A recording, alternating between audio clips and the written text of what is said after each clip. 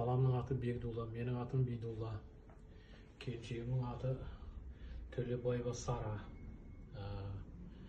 Мынау осылай отырады, ары қарай қозғала алмайды, сөйлей алмайды, бір аяқ бір қол істемейді. Бірінші группаға инвалид болды қазір. Соған бізге мынау баламызды қайтарып беріңіздер. Нұрадин Бегдулла Бейдуллаұлы, 1985 жылғы 2 август туылған күні. Сол Кореяда енді алдын жұмыс жасап жүрген сол жақта. Енді қазір білмейміз, ешқандай хабар жоқ, қат хабар жоқ. Бар ма жоқ па, соған сіздер болып қол ұшын беріп бізге баламызды қайтарып беріңіздер. Көмектесіңіздер, көмек сұрап отырық.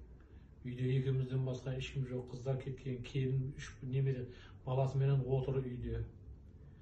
3 немереміз бар, енді олар сабаққа дайындау керек, сабаққа жіберу керек. Оған мен де қазір күш қуатым азайды. Кемпірімді, әйелімді жағы жуындырам, шайындырам, әйтеуір. Туалеті бар, ақшамыз жоқ. Мен жұмыс істемеймін, мен мынаны қарап отырмын келіншегіме. Соған көмектесіңіздер. Ақша жағынан да жібермей қойды ешқандай. Қазір 1 жыл болды хат хабарсыз, хабар жоқ ешқандай, сөйлеспейді бізбенен.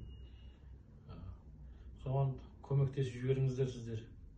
Сол баламызды бізге қайтарып беріңіздер, қайтарып жіберіңіздер. Самолетке салсаңыздар, мына жақтан ағайынды күтіп аламыз өзіміз.